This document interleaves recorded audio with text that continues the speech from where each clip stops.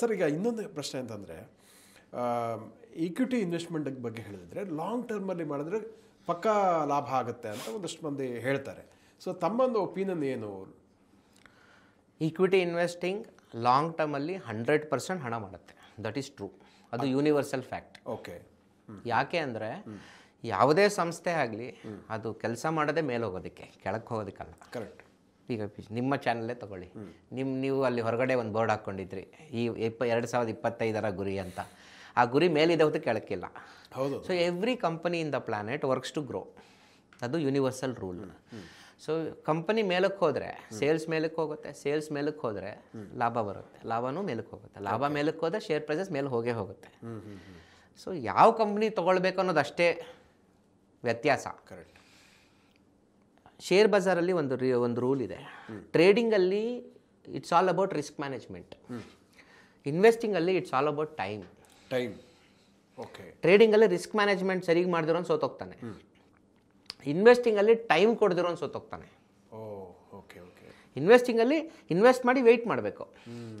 ಒಂದು ಮಾತಿದೆ, your profit is proportional to the time ಅಂತ.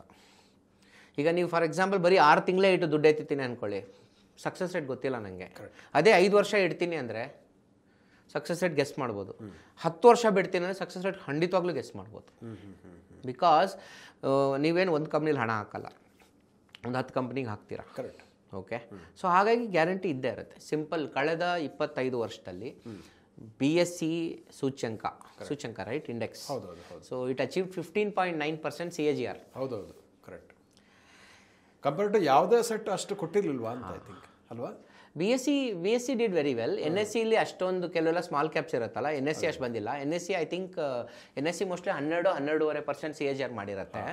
But if you take this one BSE reference ತಗೊಂಡ್ರೆ, ನಾನು ಯಾವುದೋ ಒಂದು ಮೀಟಿಂಗಲ್ಲಿ ಒಂದು ದೊಡ್ಡ ಫೋರಮ್ ಬೆಂಗಳೂರು BSEಲೇ ದಲಾಲ್ ಸ್ಟ್ರೀಟ್ ಹೋಗಿದ್ದೆ. BSE ಕಮ್ಯುನಿಟಿ ಹಾಲಲ್ಲಿ ಒಂದು ಪ್ರೋಗ್ರಾಮ್ ನಡೀತು, ಒಂದು ಕನ್ವೆನ್ಷನ್ ನಡೀತು. ಅದರಲ್ಲಿ ಸ್ಪೀಕರ್ ಆಗಿದ್ದೆ. Somebody shed, okay, what is your prediction about market? I said I am looking at Sensex at 1 million. 10 lakh Sensex. ಎಲ್ಲರೂ ಲಕ್ಬಿಟ್ರು.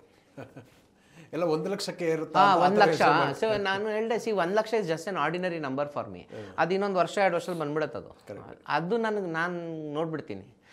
ನಾನು ಸಾಯಕ್ಕೆ ಮುಂಚೆ 10 ಲಕ್ಷ ನೋಡ್ತೀನಿ ಅನ್ನೋದು ನನ್ನ ನಂಬರು. ನನ್ನ ಪ್ರಕಾರ ಇಫ್ ಮಾರ್ಕೆಟು 15.9% CAGR ಆಯ್ತಲ್ಲ ಕಳೆದ 25 ವರ್ಷದಲ್ಲಿ, ನೆಕ್ಸ್ಟ್ 25 ವರ್ಷದಲ್ಲಿ ಅದೇ ಸ್ಪೀಡ್ ಬೇಡ, ಅದರ 70% ಹೋಗಲಿ. ಹೋದರೆ ಕೂಡ we will do minimum 12% CAGR. 100% CAGR Indian index ಹೊಡಿತು ಅಂತ ಇಟ್ಕೊಳ್ಳಿ, 10 ಲಕ್ಷ ಕಿತ್ಕೊಂಡು ಹೋಗುತ್ತೆ ಈಸಾಗಿ ಆಗುತ್ತೆ ಬೈ 2050. ಈಗ ನಾವು 1947 ಆಜಾದಿ ಕಾ ಅಮೃತ ಮಹೋತ್ಸವ ಆಯಿತು. ಹೌದೌದು. ಸೊ 2047 ಆಜಾದಿ ಕಾ ಶತಮಾನೋತ್ಸವ ಆಗುತ್ತೆ. ಮತ್ತೆ ಇಂಡಿಯಾ ಡೆವಲಪ್ಡ್ ನೇಷನ್ ಖಂಡಿತ ಹೇಳ್ತಾ ಇದ್ದಾರೆ. ಸೊ ಆ 100 ವರ್ಷದ ಒಂದು ಇಂಡಿಪೆಂಡೆನ್ಸ್ ಮೊಮೆಂಟ್ ಬರುತ್ತಲ್ಲ, ಸ್ವಾತಂತ್ರ್ಯ ಉತ್ಸವ ಬರುತ್ತಲ್ಲ, ಅವತ್ತು ನಮ್ಮ 100x ಮಾಡ್ಬೋದು ಅನ್ನೋದು ನನ್ನ ಸ್ಟೋರಿ. ನಾನು ನನ್ನ ಕ್ಲೈಂಟ್ಸ್ಗೆ ಹೇಳೋದೇನೆಂದರೆ, ನೀವು ಆ 25 ವರ್ಷ, ಈಗ 75 ವರ್ಷ ಬರ್ತಡೇ ಆಯಿತು ನಮ್ಮ ದೇಶದ್ದು, ಅದರ 100ನೇ ವರ್ಷದ ಬರ್ತಡೇಗೆ ನೀನು 100 ಪಟ್ಟು ದುಡ್ಡು ಮಾಡು ಅನ್ನೋದು ನನ್ನ ಸ್ಟೋರಿ.